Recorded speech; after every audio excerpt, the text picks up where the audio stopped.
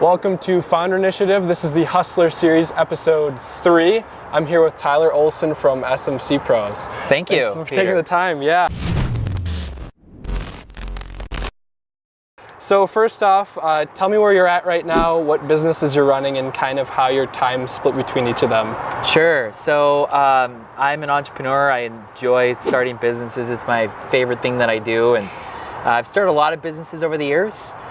Today, I like to think about it as it's probably 4 different businesses at this point. Cool. So SMC Pros is the primary one. We're outside the SMC office. It's a social media agency and search agency. So we do a lot of Facebook, LinkedIn, Twitter, Google type work. Sure. And that's going really well. We're at about 20-ish people today. And Awesome. A year ago, I decided to start an Airbnb business. And so we have 4 Airbnbs downtown Minneapolis. Okay. And that's been a ton of fun. There's a similar app to Airbnb called Turo. It's spelled T-U-R-O. And we're at 11 cars today. And I'm just looking into how do I buy 20 more.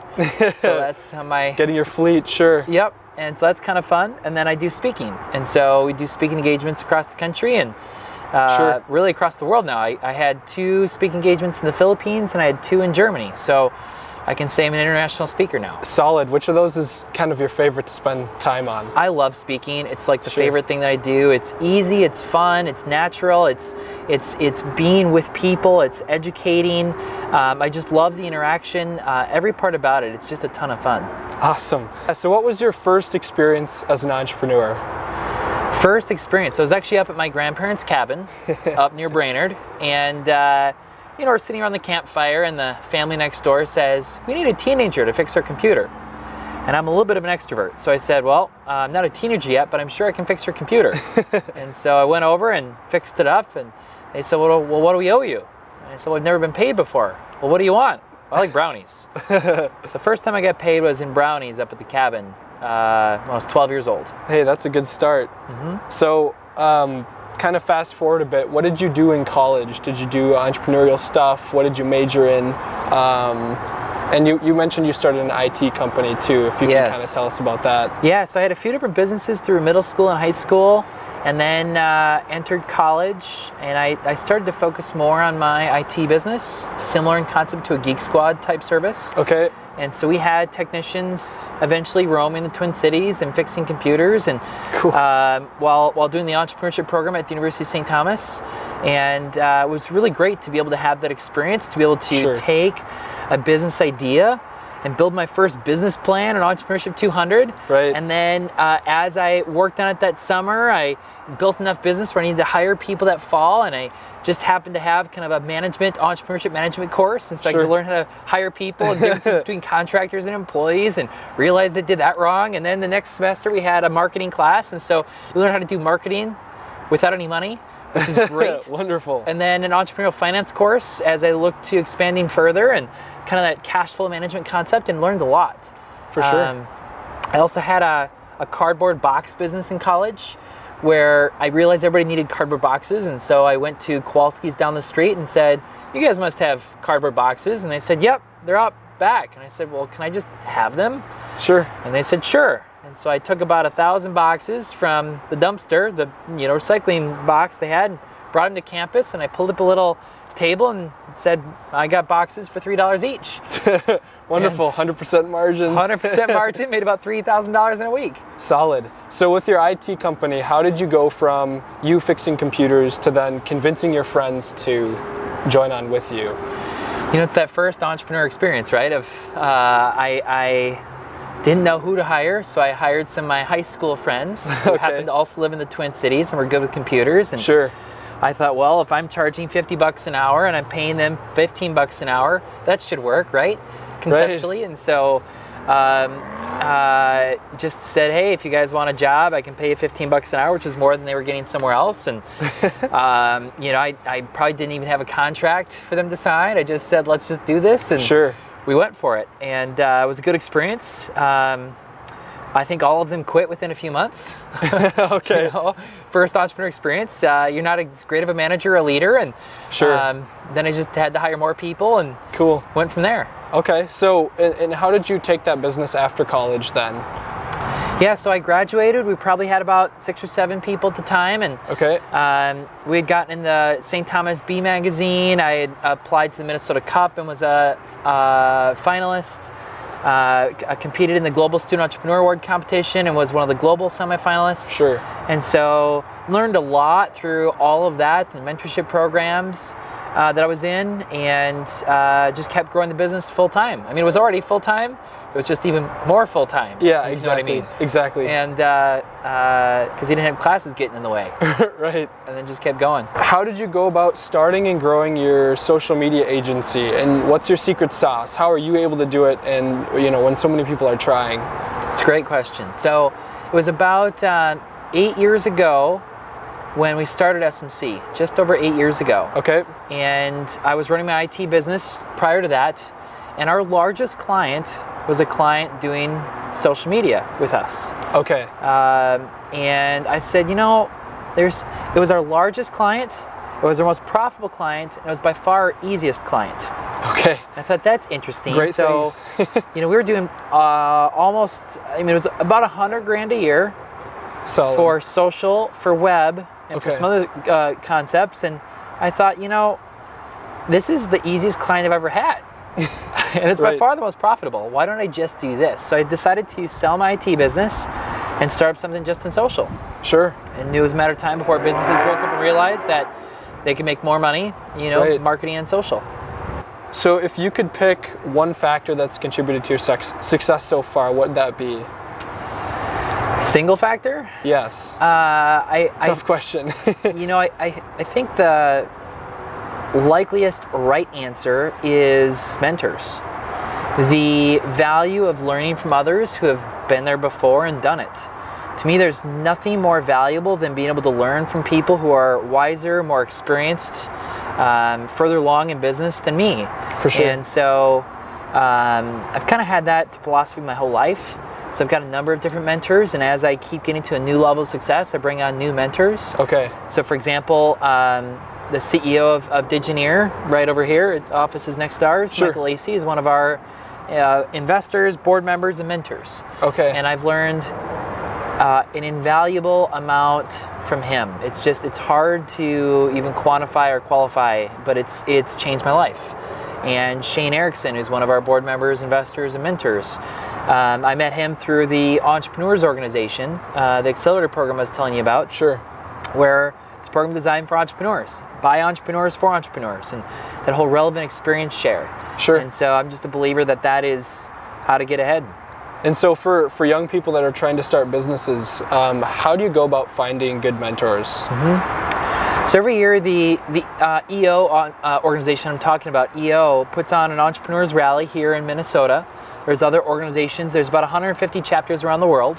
Okay. And so in March, we typically have about 300 people who are just about to start their first business, just started their first business, Okay. or even are doing a couple $100,000 revenue more. And then we partner with mentors of people doing more than $1 million in revenue who've kind of gone through this EO program. And Sure. to me, that's a great way to meet other entrepreneurs at a similar level. And there's a bunch of entrepreneur events in town. That's the one I think is most valuable. But Okay. TIE, basically, I forget what TIE stands for, but it was just another one last week. I mean, there's entrepreneur events all the time. Startup Week is in about a month. Sure. But just get connected. Getting with other involved. Yeah. entrepreneurs. Exactly. Okay. Most entrepreneurs will say yes if you ask them to mentor you. If you're an entrepreneur, even if you've only just started something, almost every entrepreneur will say yes. They'll say no to lots of people, Sure. but if you want to be an entrepreneur, they know what that means. Definitely. And they know the pains and struggles that nobody else really can understand at that level, and they're usually willing to help. Awesome. What motivates you as an entrepreneur, and what's your end game? Like, what are you striving for? What's my end game? I've built kind of my own personal vision presentation of what I want my future to look like. Sure. So there's a lot of answers to that, but I enjoy helping other young entrepreneurs succeed. which is why I personally give back to the Global Student Entrepreneur Competition. I helped organize the City of Minneapolis entrepreneur training program that they put on every year for the Step Up program. Cool. I'm involved in Minnesota Cup. I'm a judge every year. So like that's a world I'm very passionate about. And then, I've got my own personal goals as well around, I want to own an island with a fleet of jet skis and snowmobiles. Richard Branson style. Yeah, right? And to me, that just sounds like fun. If I can have a place where I can invite my high school friends for a weekend, my college friends, my entrepreneur friends, my coworkers, and just have a playground of extreme adventure opportunities. For sure. Sounds awesome. And then it's just like free for everybody. Let's just go have fun. So awesome. That also sounds cool. Well, great answer. See, I think I got one more for you. Mm-hmm. So, this is a funny one. So, what's been your biggest oh shit moment as an entrepreneur? Yeah, you sent that. I forgot to think about it. What's my biggest oh shit moment?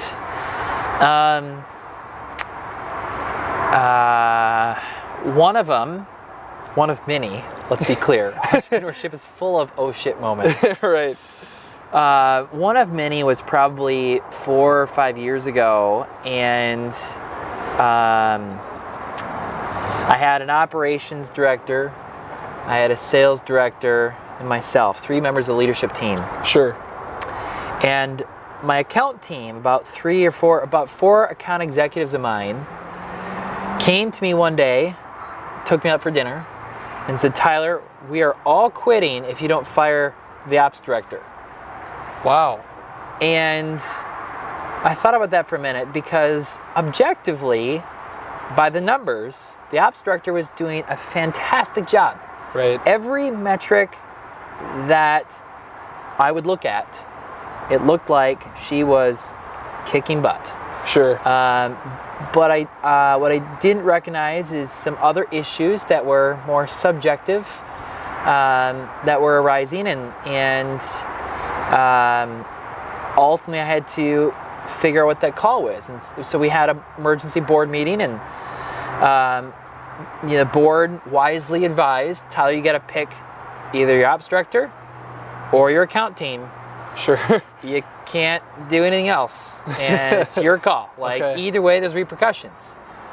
And of course, being the delusional optimist that every entrepreneur is, I said, I can make both happen.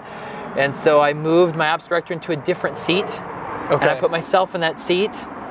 And what interestingly happened, which of course I didn't foresee, is the account team then didn't trust me because I still kept her. Sure. And so eventually they all quit within about 12 months. The ops director didn't work out in her new role, so she quit. Oh no. And then I'm in an ops role, and I suck at ops. Sure. So ops sucked. And I'm the primary salesperson, so I didn't sell anything. Okay. So not only was it an oh shit moment, it created an even bigger oh shit moment about 12 months later. Yeah. When we lost probably $250,000 in 12 months. Wow. Because I made a mistake. Yikes, a lot of skin in the game. That's the world of entrepreneurship. For sure. I've almost gone bankrupt twice, and that's not even either one of them. So there's more oh shit moments on top of that. Cool, that's great. That's not really great, you but you enjoy it, you get though. through it. Yeah, that's Again, what I meant. I thrive on the unknown. So to me, the idea of starting a new business is always fun.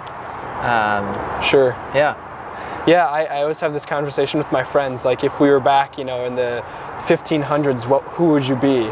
And it's like, well, I'd probably be leading expeditions to new places. Yes. So that's what entrepreneurship is all about. And that's part of how America became what it is. We have a disproportionately higher percentage of our gene pool as entrepreneur, pioneer DNAs. For sure.